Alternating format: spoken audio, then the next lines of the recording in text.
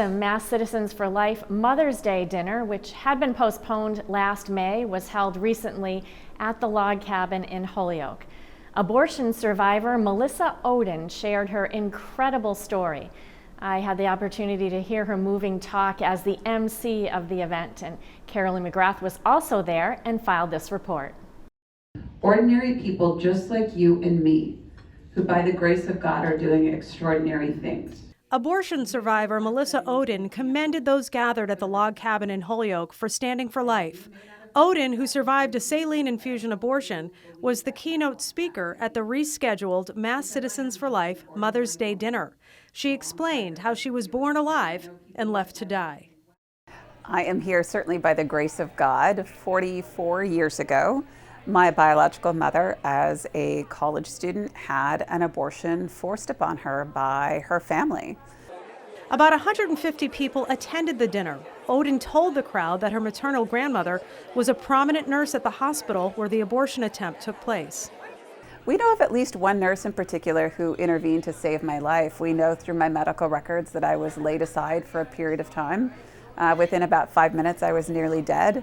And we now know from another nurse who reached out to me after my first book was published that a tall blonde nurse was unwilling to just leave me to die like my grandmother had directed them to. And she whisked me off to the NICU, and that's certainly why I'm here tonight. Ohden, a national pro-life speaker who testified before Congress, is the founder of the Abortion Survivors Network. She says 403 abortion survivors have come forward publicly, but she says there are thousands of others who have similar stories. We know statistically that there are tens of thousands of people like me, and that comes from the Centers for Disease Control themselves. They admitted even back in 1981 they were estimating 400 to 500 live births a year after failed abortions. After 49 years, that number is encroaching 20,000. Ohden, who entered the Catholic Church in 2014, has since reconciled with her birth mother, who never knew she survived. I think we have to really educate people because people are so uneducated on this issue, and our culture buries the narrative of anyone whose story doesn't fit theirs. So I think education is important, and I do want to see people encouraged and inspired to fight. I think that's why God gave me this life, is not just to fight, but to encourage and inspire other people to do the same thing. And I do want to see lives saved, both federally and at the state level. Unfortunately, until we embrace a culture of life, we need to have laws to protect lives like mine. Last December, Massachusetts lawmakers passed the Roe Act, which expanded abortion through the 9th month of pregnancy in Massachusetts. According to the Massachusetts Catholic Conference, the abortion expansion legislation allows abortion after 24 weeks of pregnancy for certain circumstances, including a lethal fetal anomaly and to preserve a woman's physical or mental health.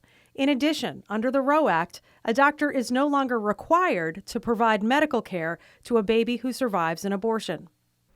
Currently, there is an effort underway to ensure that babies born alive after an abortion attempt are given proper life-saving medical care. The Born Alive Petition Act needs more than 80,000 signatures by November 17th in order to move forward in the legislative process. Dr. John Diggs, a primary care physician from Wilbraham, has been involved in the pro-life movement for many years. A lot of times people will say this is health care. Well, first of all, if your patient ends up dead, you can't very well call it health care, especially if that was your intent. And with so many things related to abortion, there's always one person who's wounded at the end and one person who's dead.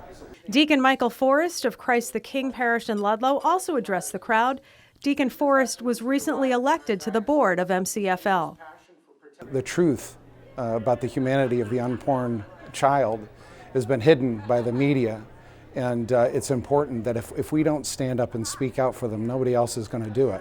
So especially in a place like this, I think it's important that we all boldly speak out with love, of course, but never shy away from speaking the truth, because many people don't know. Catholic Communications' Sharon Rulier was the MC for the dinner. Ohden and her husband Ryan have been married for 16 years and have 2 girls. Ohden wrote the book, You Carried Me, which details her incredible story and her search for her birth parents. Reporting for Reel to Reel in Holyoke, I'm Carolyn McGrath.